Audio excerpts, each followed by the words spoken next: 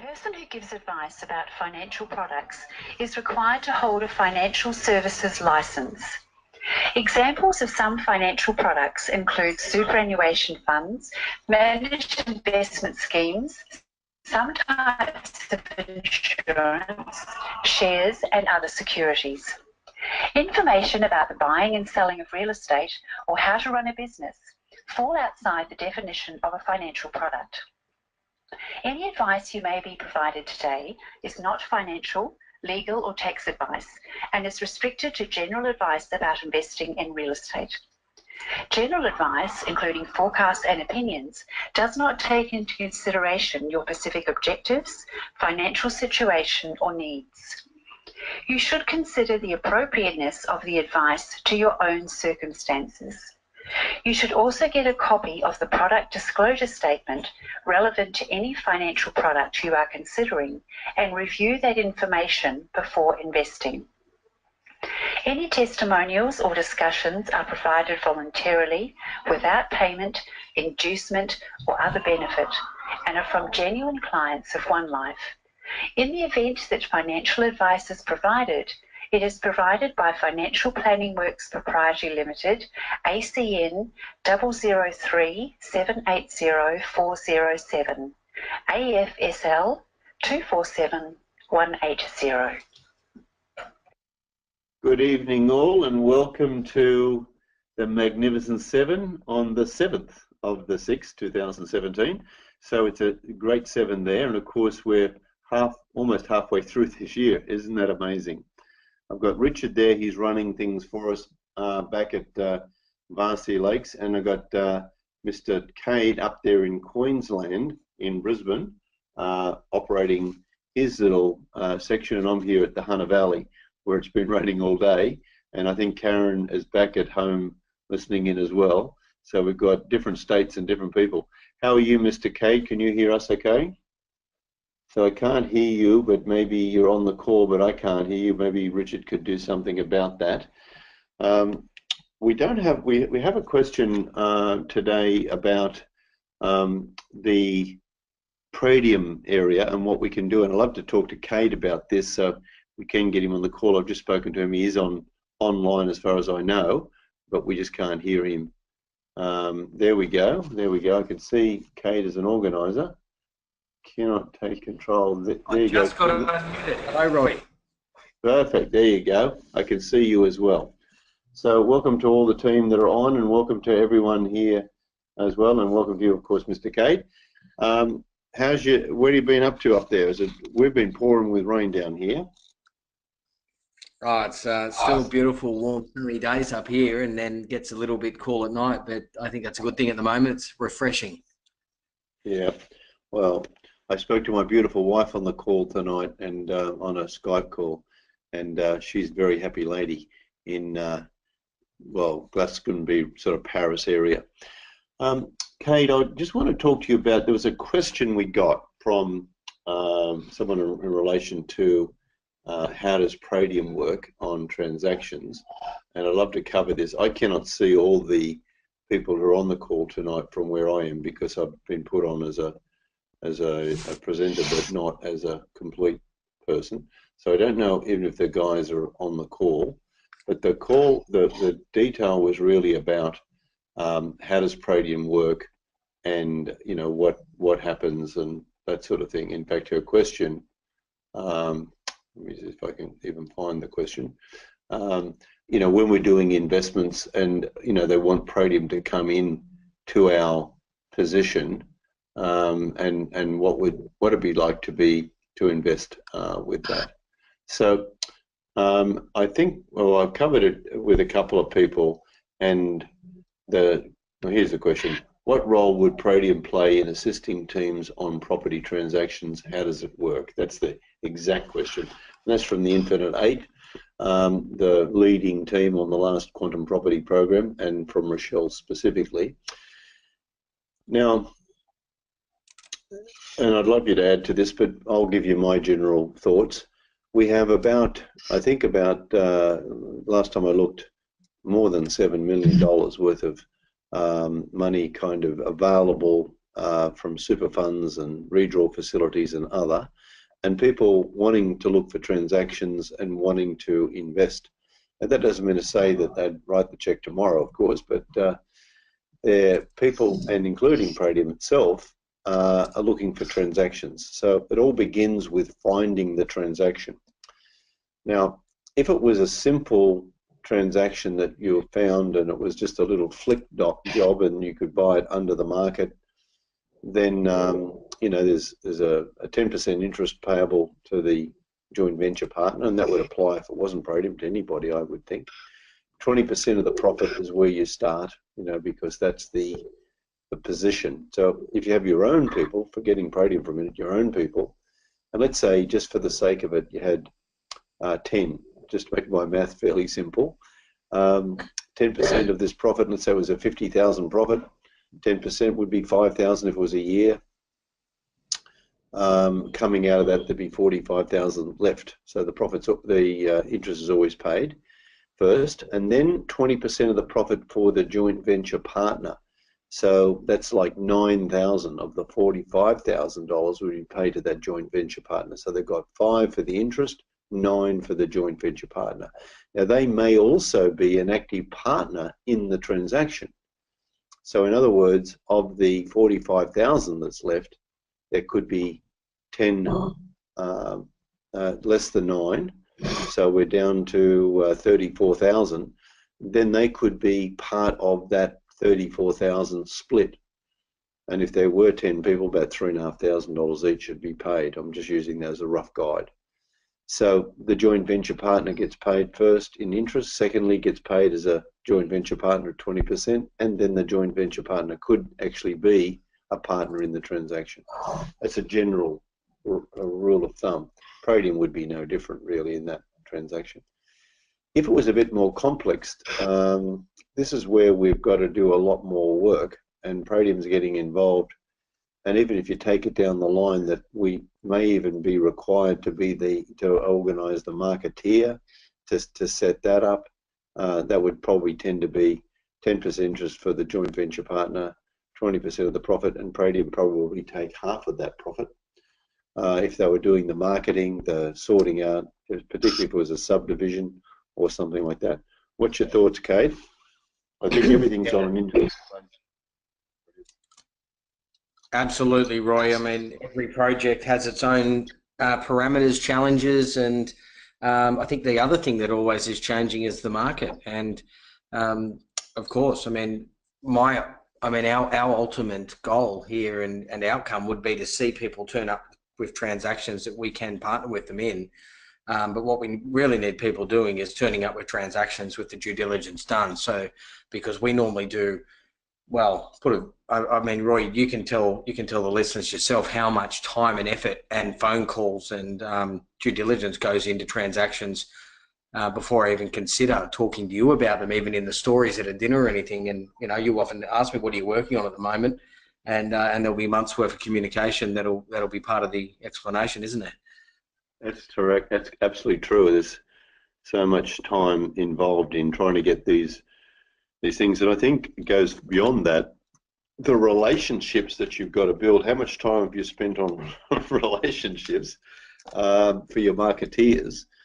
Getting wining and dining, taking them to Life Magic, having meetings afterwards, communicating with them every other week, or certainly every week, the major ones, but sometimes every other day.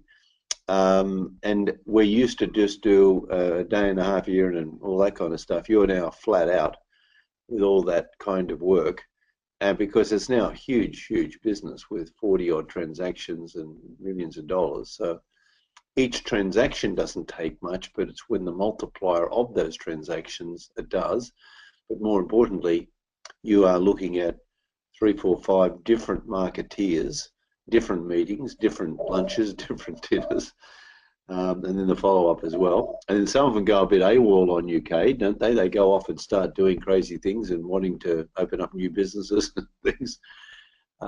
Some of them do seminars. There's funding for them. Quite a bit of time involved in that. Deeds of agreement to help them. because some of these marketeers just need a lot of hand-holding. So all that, yeah, it's all time-consuming. All right. Well, I hope now, because I can't see the screen, Rochelle, if maybe Richard could do it, you could put Rochelle on for us, Richard, if assuming she is on, because I can't see that screen at all. So if I see her, let me just see if I've got attendees. I understand there's a pile of them on there, but I can't see any of them. So. Hi, Roy. Can you hear me? Yeah, good. So Richard's got it handled. That's good. It's been so long since I spoke to you, Rochelle. Exactly. Just today for a couple of hours. Exactly. Okay, so we have to stop meeting sense? like this. I know. Did that make sense to you, what we're saying? So everything's on an individual basis, but I wanted to put it in the group. You know, if you take some of your team members, Pauline, Joey and others, that, you know, if they put money in, they get the interest on that money. They also get a percentage interest in a 20% profit, but they're also participants. You follow? And if a person is the finder of the transaction as well, they're entitled to us. I always look at the 20% for finding, 20% for the money partner, and then they still participate. So, you know, it's all about effort and end result, as opposed to people just sitting on the sideline saying, oh, that's a good idea. Does that all make sense? Yeah, no, it does. Thank you for clearing that up for us. That's great. Great. All right, and how I was luckily to be on the team meeting, and I can tell you, I was really impressed with the team, and you were the chairperson. I understand in your team you swap chair people every time, and Correct. Tello, or whatever it's called, is the system. That was just amazing to see you deal with that. This is one that Susie recommended to us. Now, would you mind just talking a little bit about that system and how that's working for your team? Yes, so that's Trello, which was one of the presentations that Susie presented at Quantum, one of the programs, and it allows us to have two boards going. One's with our decisions and actions that the team need to do, plus then another board where we can actually track the properties, and this allows us to have the properties organised that the group can easily see. We have new column, we have an inspect column, then we move them, that we can move them through the columns as they progress, and then everyone knows where that property is at that point in time. And I watched you move those things around. You did actions, you went to the calendar, click, and then you put a time in, then you put a person's name in, or if that action had already taken place, you took the person out. It was quite amazing. You were obviously very quick, but it seemed very simple. Is it simple as it looks? It is simple. When you first log on, it does appear to be very daunting, but it is actually very, very simple to use. And I think that's why it works so well for not just in the property teams. A lot of people are using it in their business side as well. So I have other boards that I use it for with work relation, but it allows you to move properties up and down with ease to prioritize. So if they're at the bottom, you can easily just drag it up to the top and it becomes the number one property, or by putting the person in who's responsible, and it allows people to filter by their own name, so they don't have to look at everything that's on the board. They just select their name and it will just show them the relevant tasks or properties that are relevant to their name at that point in time. That's great. So here's the thing, Michelle, would you mind if next week when we do the mentoring call, if we set it up for you that you could be online with your team Trello and you had a little play and just did that, and maybe we could even talk about OneLife, you know, that you're actually working with, and like you did, if it was only just for 10 minutes or 15 minutes, I was on for an hour, but just to have a look at that so everyone can see how it works, because I think there's a lot of teams that could get a lot of value out of that, and that's for some people, that's what they bring to the team. In other words, the ability to run a meeting and the ability to you know, be the squirrel, if you like, on arranging things, because the hares are in such a hurry they forget to even follow up on something. You know, they just they're on to the next transaction. Whereas the squirrels will come back and say, now, you had an appointment, how'd you go with the engineer, or what's happening with the architect, or what's happening, blah, blah, blah. So would that be cool? Yeah, no, that'd be great. We can do that. You make a good point though about running a meeting, because the way the system works, it does allow for anyone to come in and run that meeting.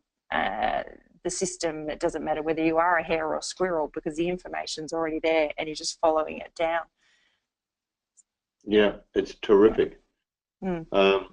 Richard's attacking my screen right now, so he may be even be able to get things organised for this. But that'd be great to be on next Thursday. When we're on next, that'd be fantastic if you wouldn't mind. Perfect. It's good. All right. And anything else from that meeting came that you want to discuss? Because we don't have it. Yours is the only question. I'm going to talk to Kate about some other things. But is there anything? You want to talk about how you went on that meeting on Sunday and what you learned, what the team was up to? Because I was very impressed.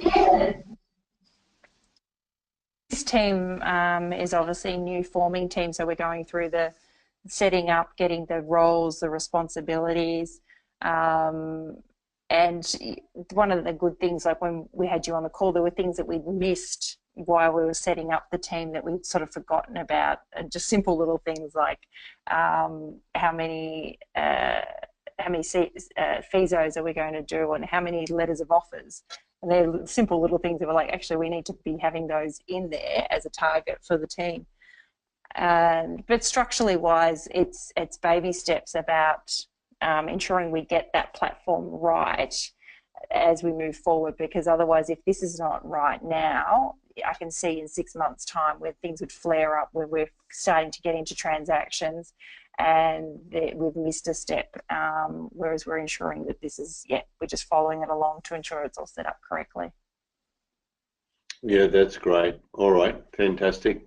And as you say, when you're starting anew, because you've had the experience a little bit with Susie's team, Correct. And so that's been helpful for you to draw on that, and you feel more confident. And there are, you know, the truth is, over your lifetime, it's like jobs. You'll have many different roles and responsibilities, and friends and associates, etc. But you will have more teams and more people. And as you get better and better at this, you start selecting your team members very carefully, your A team as well as your B teams, and so it goes on. Oh, wow. Richard's now got me organised, so I can see all the bits and pieces. So thank you so much, and thanks for sharing that and the question too. Perfect. Thanks, Roy. Thank you. Take care. Bye. Well, Mr. Cade, that's a terrific system. Well, you'll see that. Do you know about the Trello thing? Because yeah, I think it's a really great thing. Can you hear me, Mr. Cade? It sounds very interesting, Roy. There's another one I've heard of called Homebase, which is a similar web-based program, and I'm just learning about that one at the moment. But we've been asked to get a hold of that technology and use it with our marketing groups, because it's not only follows up properties and priorities, but also follows up and stores documents. Wow, that's great. That's great. Gee, we might. Have you used that one yourself, the Homebase one? Not yet. I don't know much about it other than I had a brief look at it, and because we've been requested to use it, normally when the marketing group requests us to do something, we generally do it, because you know, we try and make everything as easy and as streamlined and simple as possible for those that sell us. Great. Okay, cool. All right, we just faded you out there a little bit. I don't know what happened. Well, now I can see all the screens with all the names, so welcome to you all. And thank you. I hope you've got sound now, Anton, because you were saying you didn't have it. And of course, welcome to, as always, Remy and Faye from West Australia there. But I also see the South Australians there, and yeah, Nicole putting her hand up, and Marty putting their hands up and saying hello. It's good to see you guys. And Jules, welcome to you. And I think, and there's Cornell, welcome to you, and John from Western Australia, of course, and Adam's there, and Steph. As always, amazing to see all you guys. Comet, Mick, and Nicole. Welcome to you. It's always lovely. Now, I noticed Adam's on there as well as Gay and Faye and a pile of others. And Anton's pumped as always. I'd love to talk to, I wonder if I can get Adam on, because we had a call. Hey, Adam, can you hear us all right? Yes, hi, Roy. Good, good. Now, Adam, we don't have any questions, so we've got a bit of a free night tonight, but I'm going to cover a couple of things. But one of the things I'd love to just check in with you, on Saturday, was it, that we had that conversation we went through a fairly complex matter that Cade was dealing with on a civils contract. And we went through quite a bit with you just to go through some of the clauses and things like that. Do you want to share with the people what you learned there and what was good about that, or what happened for you? Yeah, true, Roy. Certainly the learnings from that were your attention to the detail, I suppose, which I suppose I'm a bit of a hare. I overlooked those things at times, and to just have yourself and Kay go through and studying the contract as you did. But probably what I picked up about it was there some particular points within the contract that you actually, you went back, you read it, you went back over it, you asked each other's opinion on that. And I think that was really important. Since then I have been reading over some contract of sales myself, just to probably take some learning out to get some practice in that area. But I think that the real value in it was seeing you guys work at it together, and I think that's what I'm going to try and work into our team a bit, where we actually go through that together, and people read it differently or look at it differently or understand it differently. And I think that was really important, because I noticed that you guys did that. You had different interpretations slightly about it, and then when you bounced it off each other, you came to a solution, or you came to a point where you said we need to follow that up and ask further questions of either the builder or the solicitor or whoever it may have been. Yeah, that's a great pickup on that. And this is what Cade and I do all the time. And it's funny how we forget we do it, but when you're the listener in, you'd see that. Cade is brilliant at a lot of areas where he's got such great experience, and he shared a lot of those with you that day on things that can go wrong. And I have my experience too. But together and sometimes you write a letter and you read it and it looks great, and give it to someone else to read it as an editor, and they find all the mistakes that you didn't see because you're too familiar. And I think that's one of the two eyes, the four eyes are better than one. And in this case, we actually had 6 eyes on it because you're reading it too. Yes. And and I think I said this to you, Adam, my experience of you, although you're a bit of a hare, you're a hairy squirrel. You've got great aspects to you, and you've got that owl part in you that thinks about things. But it's when you stop and read, and I think even Cade shared in the beginning, he was signing contracts for us and not reading them perhaps as well as we did. And they used to be sent to me, and I'd read them, and I'd come up, what about this, what about that? He'd go off and talk to the lawyers. Oh, gee, we forgot this and forgot that. And I forget things too. So, but together we become very strong indeed. Cade, you want to add a bit to this, because you really went through that in a great deal of detail. Well, absolutely. It was great having you there, Adam, by the way, and listening in. And it's interesting for us to hear these kind of comments, because like Roy just mentioned, we forget we do this. And, it's we talk so often and we know each other so well. And I guess every time that we come up with a strategy or an idea or a legal clause or a definition or whatever it be, it sets a new standard and a new benchmark. And one thing about Palladium and especially the relationship and partnership that Roy and I have together is that once something is set as a new standard, we're certainly going to look to outperform and improve and grow from wherever it was that we left off. So it's like it's not an argument, but it's like our job is to constantly disagree with each other, and not to prove each other wrong or anything, but constantly just together improve everything that we do. And I can assure you, the people that we annoy the most is our lawyers. And our lawyer tells us, he says it's not often that he has a client who even reads the documents correctly, just like you were talking about then, Roy, let alone questions thing and provides the, I guess, a suggestion to the answer.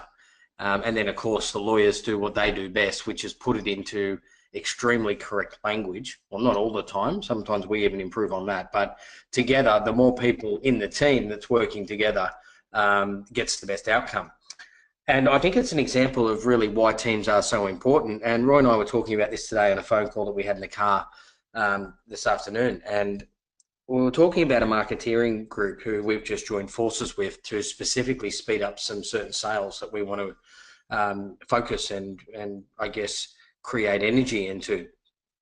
And we actually mentioned the fact that there are two of them.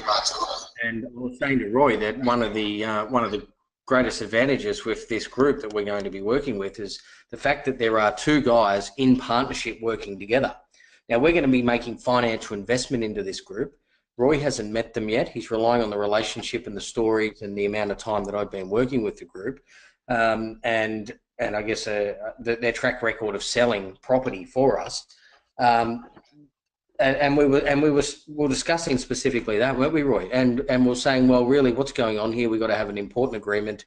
They've got a track record. They have a relationship with me, and that's where we really started talking about this. And I said, well, what I like about these guys is there's two of them, and when there's two people in a team, it keeps each other honest. It keeps each other performing. It really just keeps each other getting out of bed, because one person's not performing, the other guy's not making money. So they become a more powerful, more committed, and more focused duo than they ever would be together.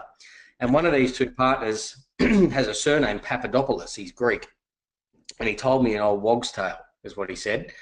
And he said, my old man always told me. He said, pick up one stick and try and snap it. Easy. Pick up two sticks, try and snap that, all you'll do is bend them. And funny little comment that he made to me one time, but and this was 4 or 5 years ago up in Darwin he made this, but I always remembered it, and I thought, partnerships are such a great thing, and they're one of those topics that people will comment on their own experience with a partnership, and if they didn't have a good outcome, they may not have good things to say about it. And you usually find more people are less, I guess, positive and interested in being involved in teams than not. And I guess this is why, Roy, you've got this saying, lone wolf, give up the lone wolf thing. But yeah, being part of a team is certainly so much more powerful and stronger, but really it just helps you remain focused on what it is that you need to do. And yeah, we've certainly grown into a little routine, haven't we, Roy, of not always trying to outdo each other, but really just telling each other the truth of really exactly how we feel, agreeing when we believe in the other person's comments and saying, gee, that's clever, and disagreeing when we disagree. And sometimes we simply agree to disagree. Yeah. I think today, again, that happened, and just to share with everybody, we're looking at pricing Holt Street, Adam, which you're aware of, and so are most of the people on the call. Kate asked me to give my prices, which I did. We got the price list from Mark, the real estate agent, and Kate went and did his own ones.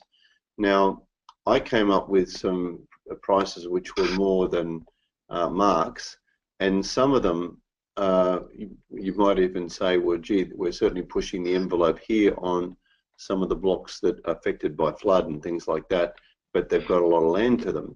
And I have a very definite opinion that people see a block of land like a 600 square metre block that has another couple of hectares to it, that they could think that was, even though you can't build anything on it, to access that, to play cricket on it, to run around, and a specific group, creed, if you like, that could use this, I saw as a marketing opportunity. Now, Kate has come back, and today he gave me his list, and he's agreed with some of my prices, but he has not agreed with a number of the others. And these three that we're looking at, because we're actually getting some more information, we haven't yet released those prices because we're still in the throes of agreeing or coming to terms with it, whichever way we go. In the end, the market is the market, and both Kate and I, we are just giving opinions, and hopefully the market will determine the outcome. But I have such respect for Kate that the pricing that he put on the others, which were pretty close to mine, but some were a little less, I just went and said, let's do it. Those what you've got there, that's fine. And so it wasn't about who's right or wrong, or winning any points. It's really about how do we get this thing moving. And in the end, Cade's got to really love these sites because it's him that's actually speaking to the marketeers directly. And if he's not comfortable and confident, my personal view, I've probably not really said this to him before, so I assume in public I'll say it to him, that I would listen to him very clearly on pricing and the marketplace because he's so ingrained into it. That unless I can convince him of something else, I'll always really go with his view. And I do that in honouring him, but in the end of the day, not that he'll be right every time or that I will be right or wrong or whatever. It'll be just what it is. And there was one I think I put a figure in a bit below one of his just to get a sale price. It was just to get it below the 245. I think we put it at 239 just to give a properties from.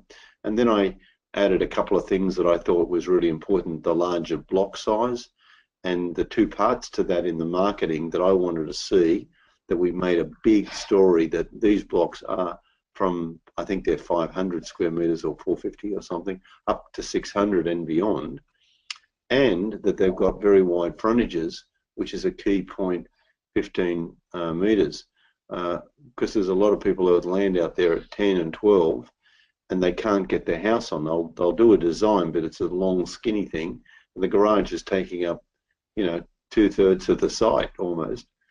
So they were points that I made. But over to you, Kay, just your response on that conversation. Yeah, absolutely. This is one of those things it comes down really to different people's perceptions. And I used to be a real estate agent in my time as my core job. And one of the things that I used to do, it's just a personal perception, which is like what you're talking about now, is look around at my fellow peers in real estate. And early in my career, I made a decision that it wasn't really my job to price property. It was my job to understand the market and research property, but it was my job to market the property and get the best price for the property that was worth in the market. And it doesn't matter whether you're a developer, trader, real estate agent, owner of property. People get caught up in that, and it's a really crucial thing. And Roy and I came up with a decision that we would just simply leave the price off some of these blocks and test the market on some of the others and do some more engineering and town planning work about how to add as much value to that block so that we can market it in the best way possible before we worry about the price. And I think that was the best outcome from our call today, that we finished the call not with, okay, let's price it at this, but with how can we make this block of land be perceived by the market as valuable as possible and as usable as possible so that our real estate agent can do their job. And just like you, Roy, you just said that you support me, and of course I do the same with you. We need to do this with the agent. So I had a call with the agent this afternoon, and the agent's doing a great job. He's getting things together 90% done, whereas a lot of the time I often find agents will do the job 30, 40, 50%, and you've really got to help them rewrite their copy of their ads and find some better angles for their photos if they haven't used professional photography, and all these things that sometimes you come across in any industry that's service-based, of course.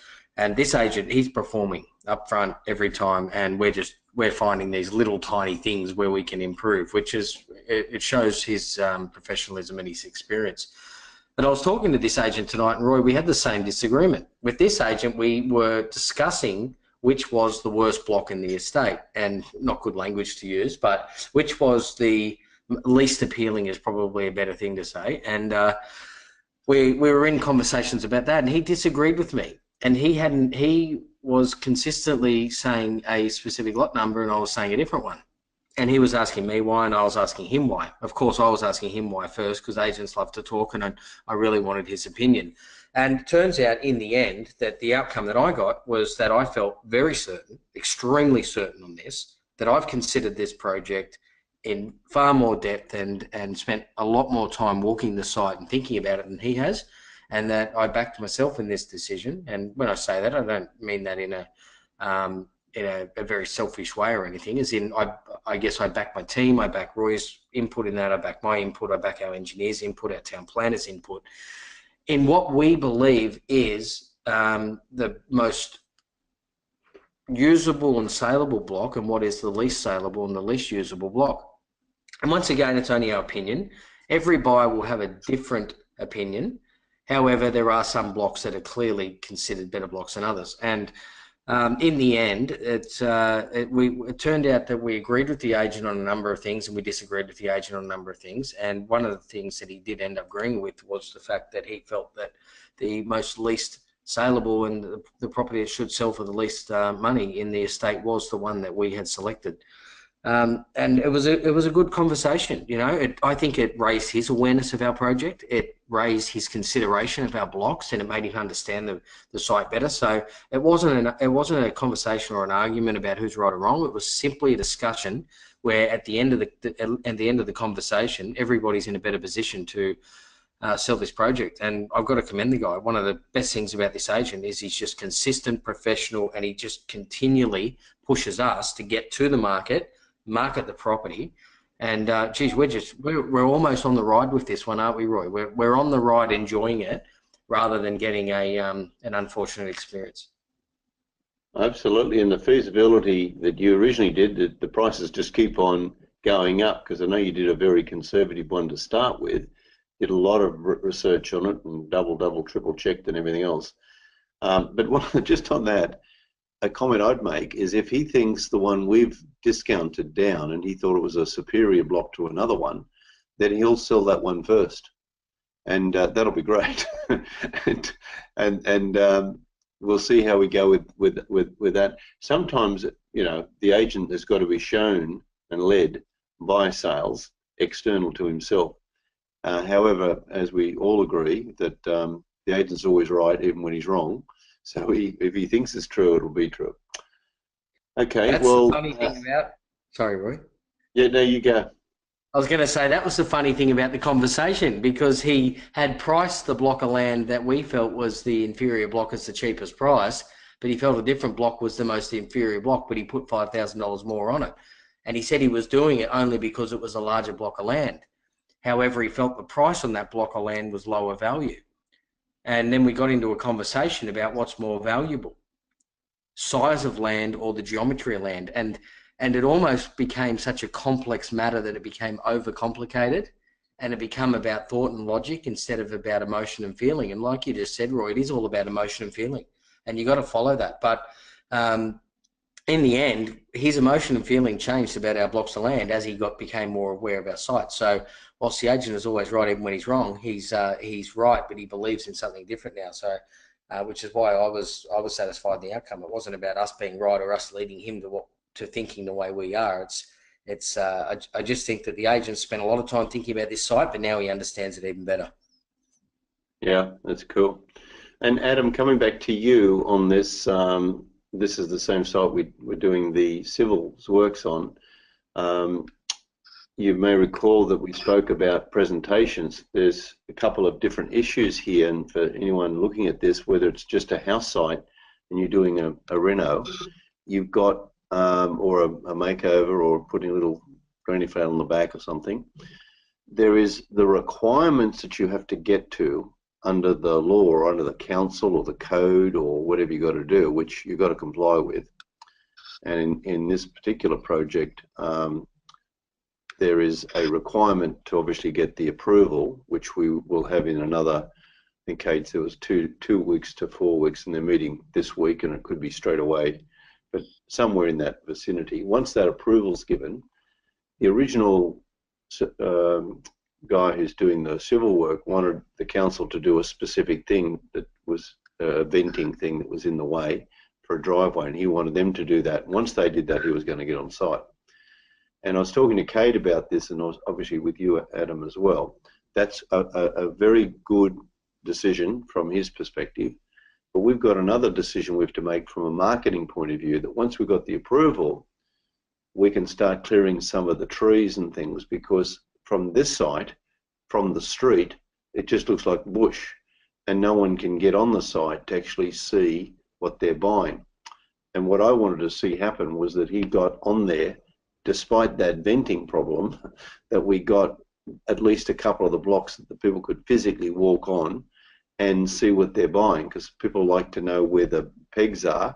They like to have a fence if they can, which we don't have, and they like to be able to step on it and visualize it, because they'll step on it, then look back as if they're in their lounge room looking at the road. And in the end, that's how they make a decision for the local market. And Kate raised with me the 4 different markets that we've got to deal with. We've got the local market, we've got the self-managed super fund market, we've got the investment market, and we've got the dual occupancy market. There are 4 different ones we're going to be working with. Now,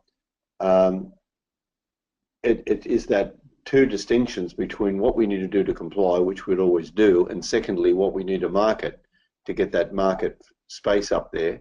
Because if we can get our pre-sales and get a feel for this, this is going to determine a lot of our steps that we make in decisions, such as whether we build something on some of these sites, whether we give it to builders, whether we just sell it locally or whatever. So we get a good chance to test this market. This transaction from this point, which has already taken us a year, it's going to take us another year to do the work. Our goal is to finish this by June 30th, 2018. So again, comments from you on that one, Adam and/or Kate? Yes, that makes a lot of sense to me, Roy, when you're talking about encouraging the civil guy to get there and do that. I drove past that block, and not that it was the best weather of the day we drove past, but yeah, you are right. From the road, it does look not impressive at all. I suppose it does look like bushland, which, because I think it seemed to me on the day that we drove past it, there's a very thick, a lot of bush along the road, which prevents you from seeing any further out there. So I certainly agreed that clearing would certainly help, with people being able to visualise, what could be for them, I suppose, and that's what we all like to, when we're thinking of building our dream home, that's what we like to be able to see, what could be, I suppose. So I certainly agree with that. Cool. And you'd only get one chance to make a first impression, and it's like that when the people on this call who are thinking about their house that they're showing, to get that front looking good, that doorknob on the front door, the door itself, it's a little bit of planting, just the painting, little things just at the front, that's that first impression, because people are always worried about the good opinion of others. Kate, over to you. Any comment on this? No comment there. I'd actually be interested to hear Adam's comment about that real estate agent we've been speaking about, considering that Adam got to sit in on that meeting with us. Yeah. Any observations there, Adam? With Mark, was it the one with Mark? Was it? Correct. Yeah. So, look, I'm not sure if I've got any value to add to that conversation, but I think that I think I was very impressed with the day that we met with him and how professional he was. And I think that with the discussion you've had around the pricing, I think that the outcome will be the right one in the end, that you guys will work out together. I think he seemed like a reasonable guy to be able to get there, and he certainly knew the market. But I think that's great to be able to stand your ground and have your opinion on where the pricing should be and what you believe are the value blocks and which ones are lesser, I suppose. So I think that's just once again that the learning to come out of that is just don't accept, I suppose, even the impression I got from that guy, that from his professionalism, that you probably I wouldn't have questioned him. But I think the lesson in that, through obviously Cade's experience, is that question and always ask the question at all times, because it creates that discussion where you know, a solution for both parties should come out of it. Absolutely. And I think Cade's the sort of guy, as you are, Adam, and myself, that if there's a compelling reason that makes sense and you can see it from another angle, then you go their way. But if it's not, and as Cade said, you know, he's had more experience on that site because he spent a year on it, back and forward, engineers, everybody, plus all the selling he's done in that year. So he can say, well, in his opinion, and ultimately for us, we've got to be strong enough to also believe in our own truth about that, because we wear the brunt of if it's wrong. So if he can't convince us, then we're obviously going to go that way. Richard, if you're listening in, if you can send Cade your email address by text, maybe Cade, that website that you sent me today that he's doing, we could show that on the screen for everyone to see that, and just a bit more information on how he's doing that. Could you do that for us, Cade, while we're talking? Sure, give me a moment. And if you know Richard, or however you'll send it, Richard will tell you whichever way. You got it. Okay. Okay, Mr. Adam. Look, unless there's some more there, I did going to talk to Stan. You're welcome to do so. Becoming a joint venture, presenter with us tonight. I want to talk to Cade, given we don't have any other questions. I'm open for anyone if they want to put their hand up to ask any questions. This is your time, not just the Roy and Cade show or Adam and Roy Cade show. So if there's any questions, put your hand up and we'll come to you, and you can ask any question. There's Stephanie, put her hand up. There's a few. So if you want to open that up, or maybe I can, we can talk about that. Just 1 second, because I was going to talk about something else. Yeah, Steph, how you doing? Hi, Roy. Sorry, I accidentally pressed the button. I was trying to put my hand down thinking that it was up. Well, that's good. But it's nice to talk to you.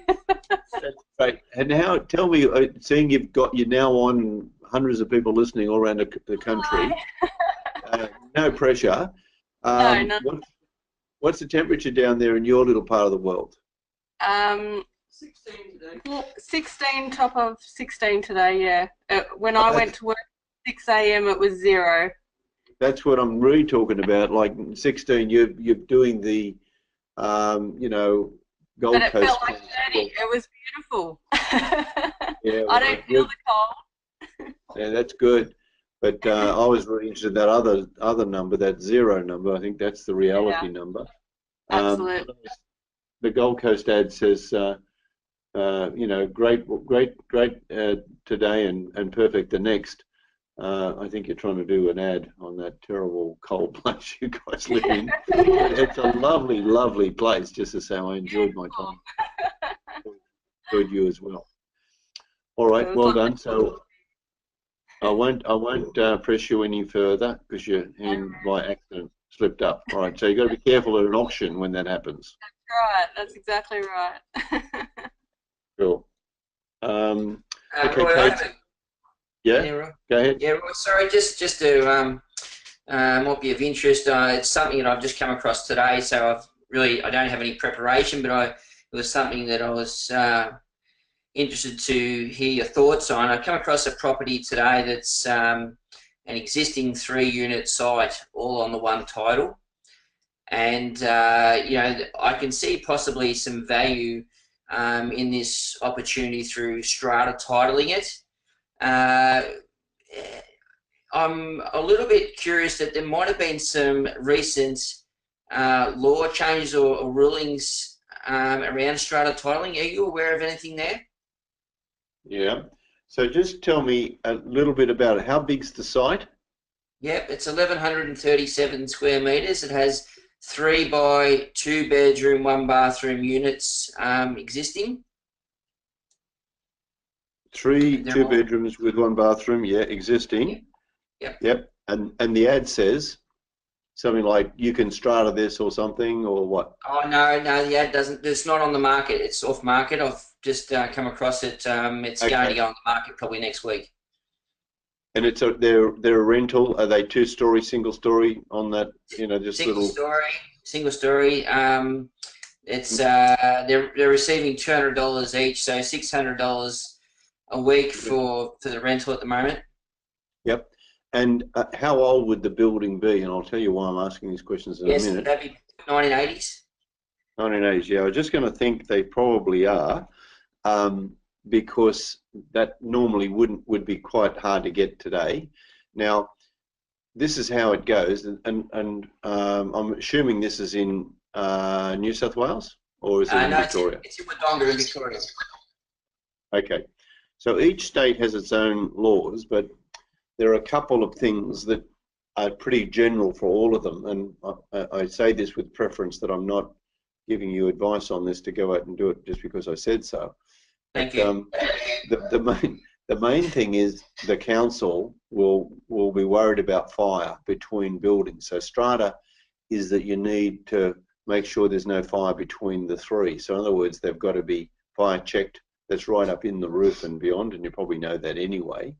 Secondly, there's got to be, these are small things, there's got to be parking that fits their criteria, including visitor parking for a lot of the councils, or they want contribution. Thirdly, you've got to have a little strata letterbox. It's not a big deal, but you've got to do it. And I've had trouble finding places to do this on a block that's already fully built when you've got 3 units already on 1,100 square metres. When you've got parking taken up, because you've also got to put the garbage bins at the front that fit their council requirements as well. So now these may already be in place, and all you're doing is adding a strata letterbox. And then there's the survey that's done so that you allocate as much as you can the common property to give back to the units themselves when possible. So in other words, the backyard, instead of having, you know, if it can be allocated, then you can allocate it to the units. Kay did a really good job on a dual key.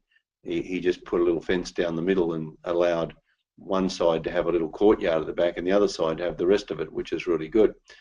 And I've done deals like this where I've even taken out a bedroom window and cut it down and put a sliding door in there at the back to give them access to the backyard without going around the front. In other words, they kind of use their courtyard back, and it adds a lot of value. So that's one area. I'm sure Kate could add more to this if he wanted. The other thing is, if you can't get strata, there's another thing called company title, which is you have a corporation that owns the building and you give them a percentage of ownership in this. And company title is different selling. And the old days they used to say, oh, if it's a company title, take 20% of its value off, but it's still better value than 20% off if it was a strata.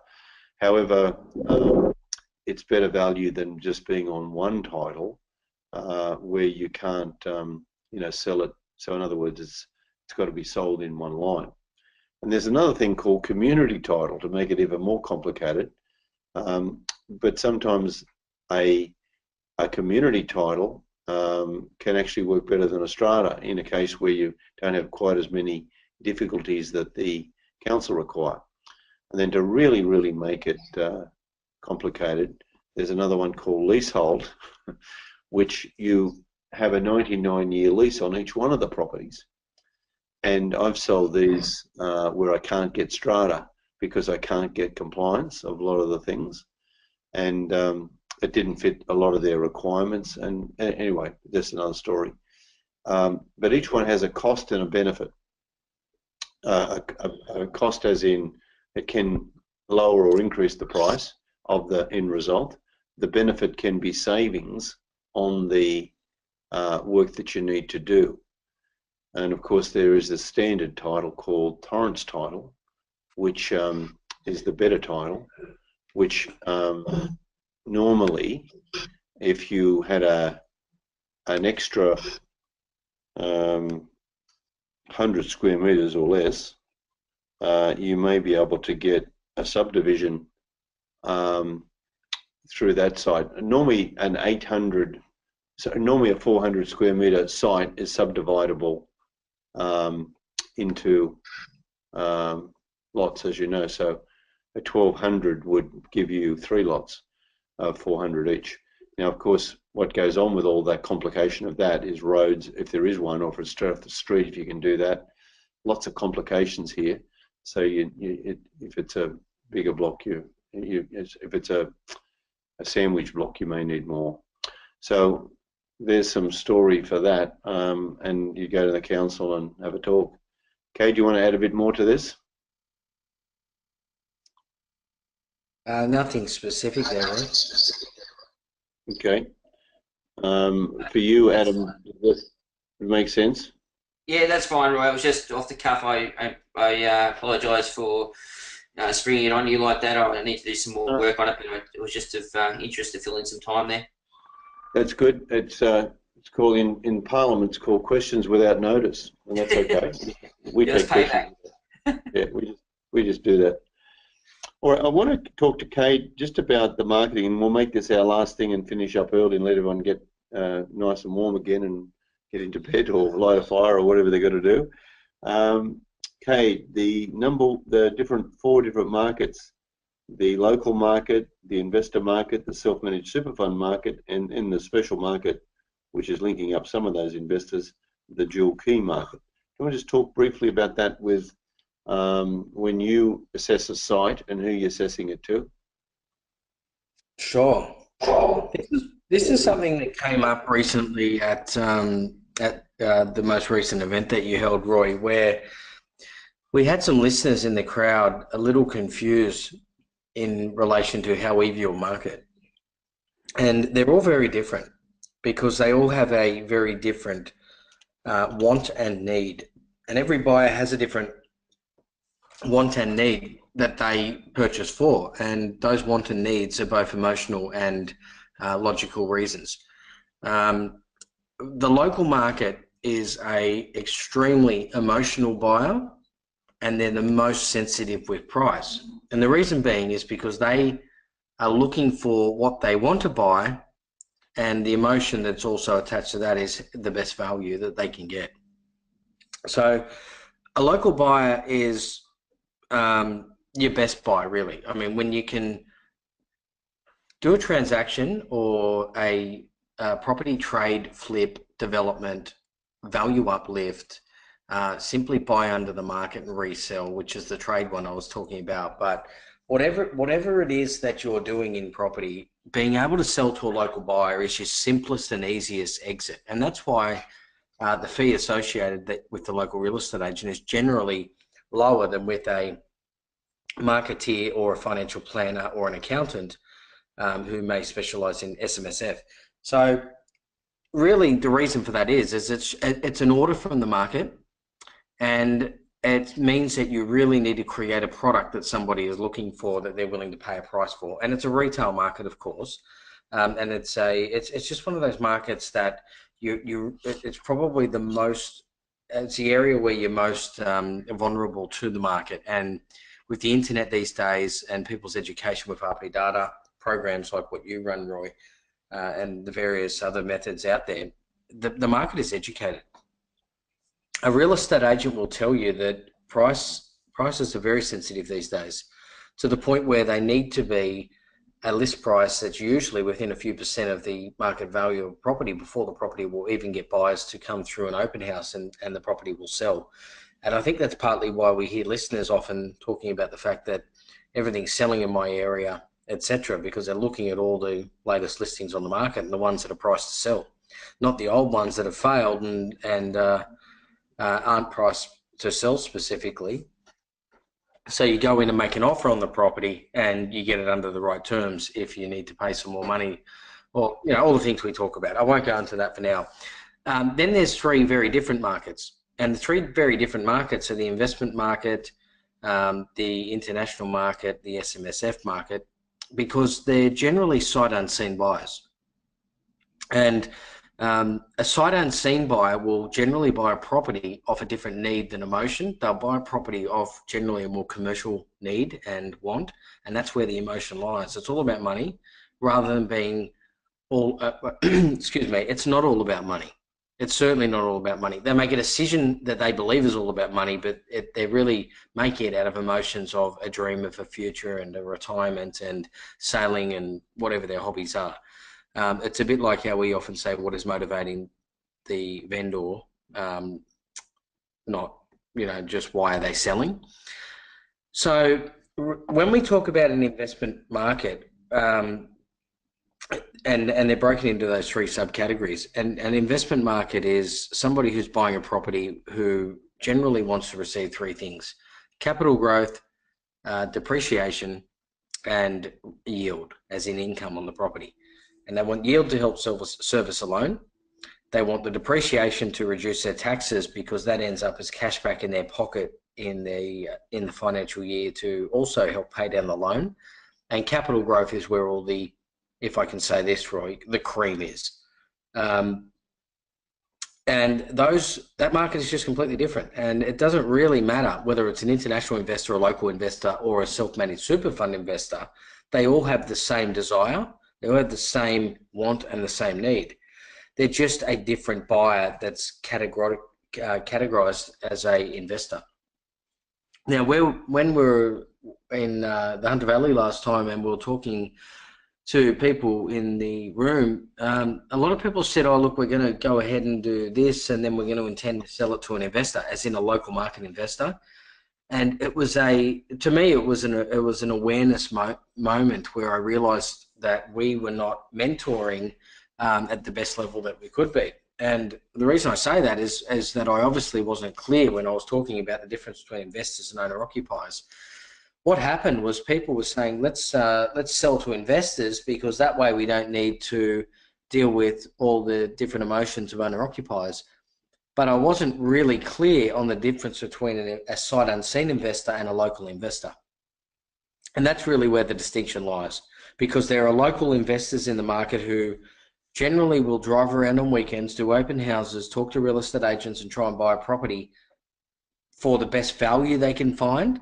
That also has emotion attached with would they live in it, which is in my eyes, a real problem. It's a retail buyer who's trying to find the best value that they can, almost like a retail buyer going to a sale, but without any education or little education and without any professional help. And what these marketeers do that we deal with is the reason they sell properties and they do such a great job and they sell the property for full retail price rather than discounted or saleable retail price, which allows them to earn the kind of fees that we've shown you all in our presentations and we mentioned to you that we pay to get these sales, is they provide professional advice, they provide wealth strategy, they provide a value-add service to help the client realize what's a better outcome for them over the long term, rather than what is the best product they can buy on the sale today. So rather than going down the shop when the sales are on 50% off and going down and picking between the things that everybody doesn't want, they show people, well, look, take the emotion out of it. You're going to buy this one because it's going to last longer. In the end, it's going to be more valuable. It's going to provide your needs, solutions to your needs, that is. And it's going to provide other benefits to you along the way, such as cash flow and depreciation and these other things that these wealth strategists teach people. Now, we're not wealth strategists, so we're not going to go into that. We understand it, though we don't specifically go through the numbers of that with clients. We just understand it at a high level. It's an awareness thing. So if there's one point that everybody gets from everything I've just gone on with there is that there is an investment market and there is a sight unseen investment market. And really that's the big distinction. Cool. What a story and what an explanation. That's fantastic, Kate. I want to thank you for that. That's just excellent. I think that probably and I'd like people to hear the goal that Kate has just shared, and you may even want to download this and just play that section back, because I think it would be important to hear those distinctions. You know how you've got to hear something 7 times to get it. I'm mindful of our time, so we've dealt well with given I only had one question. We've got a lot more involved here. So why don't we do some best things? And I've still got Adam on this call, so we might get a best thing from him. and then if anyone wants to type in their best thing, and I'm going to say right now, my best thing was the last conversation you just had there, Mr. Cade. That is a really great explanation of the different strategies that are involved here. You were my best thing tonight. Adam, what's your best thing? Yeah, I'd have to agree that was my best thing. I actually had a conversation with a marketeer today, and he reminded me of the same thing McKay just spoke about then. So it was actually quite ironic to hear Cade bring that up again after the conversation I had today. Cool. Okay, and Anton's got here, Tello is his best thing. Well done. Cade, for your best thing? I'm going to give it to you tonight, Roy. It's been one of those nights where it's reminded me through Adam's comments and that we do have this relationship where, in my opinion, and what I even experienced, but I did need to be reminded of it sometimes, is that we have this agree to disagree thing going on, and we do it at such a high level that we even lead these professionals who really should be doing this and leading us sometimes, and this is not to be egotistical in any way, but just the fact that we have that principle to each situation that we get into, especially negotiation, which is generally where you find it within the industry, but then to back it up with accounting and legal work and all the various things where we're constantly trying to raise the bar. The reason I'm saying this is the best thing, Roy, is that you've led that, you've taught me that, and you've trained me in that, and it's one of those things that's almost like a distant memory now from remembering that, okay, I remember when I was one of those people and I was a hare and too busy and always running around doing all these things, and then I got trained and I got mentored and I got led to the point now where I've forgotten that it's even happened, and it's just part of our natural nature. And the closed doors conversations that we have are some of the most valuable that I think people can listen to. And the fact that you got Adam in on the call on the weekend, and I'm sure Adam agrees with me here, I think that was really clever, because I mean it was amazing for you, wasn't it, Adam? And you know, it certainly reminded me of why we need to do this. Perfect. Well done. Yeah, definitely. All right. Thank you.